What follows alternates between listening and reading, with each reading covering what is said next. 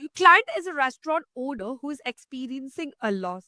As he is aware of the demand for plant based foods and the perception among consumers, he wants to switch his restaurant to a completely vegan one serving vegan and gluten free foods.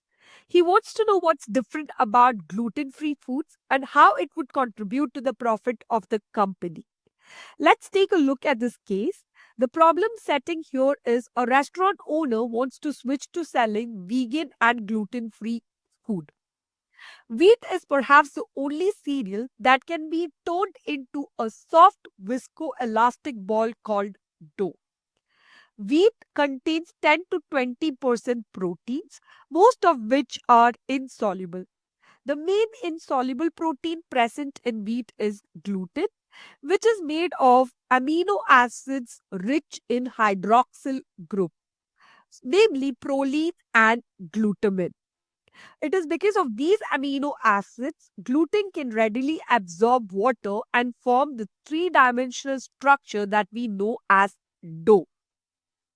If you look at this diagram of gluten network here, we see that two proteins are important in formation of this network.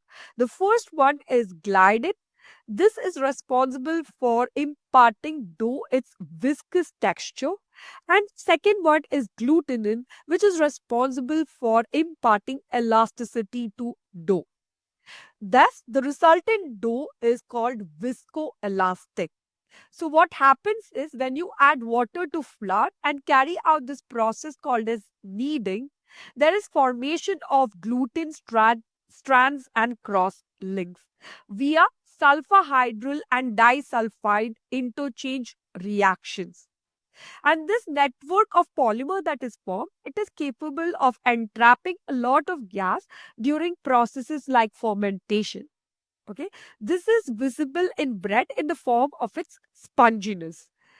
So the stability of the gluten network that is formed is often function of hydrogen bonds present, hydrophobic bonds present, and disulfide interactions.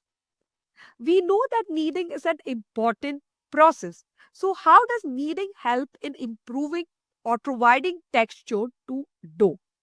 If the concentration of gluten in flour and the kneading time is longer, the dough that we get is it has increased chewiness, and such dough can be used for making products like bagel or pizzas. On the other hand, if the flour has lower gluten concentration and we use lesser kneading time, then the chewiness of the dough is reduced and it can be used to make something like pasta. One of gluten's distinctive characteristics is its ability to cause cell mediated immune reactions in hosts that are intolerant to the protein. So, you have two types of gluten disorders. One is celiac disease, and the other one is non celiac gluten sensitivity. In case of celiac disease, the intestinal lining is damaged on prolonged exposure to gluten. So, what happens is the markers of celiac disease, which is your antibody A and antibody G, it circulates in the system of those people who have celiac disease. It attracts white blood cells into intestine, deceives them into believing that these intestinal cells are foreign body. If the small intestine is damaged, there is nutrient malabsorption and nutrient loss in the body. In case of non-celiac gluten sensitivity, people have various theories. But one that is most widely accepted in the medical world is the role of amylase trypsin inhibitor. So this amylase trypsin inhibitor is known to mimic the behavior of chemokines. So chemokines, they are nothing but chemical messengers which trigger certain biochemical reactions within human body. The damage caused in case of non-celiac gluten sensitivity is not to the extent of celiac disease. Then we have a third category which is called wheat allergy. It is caused by proteins other than gluten, like for instance prolamines. While there is diagnosis for celiac disease, the other two disorders, which is non-celiac gluten sensitivity and wheat allergy, are still being investigated with no clear markers yet available to clearly delineate the diagnosis.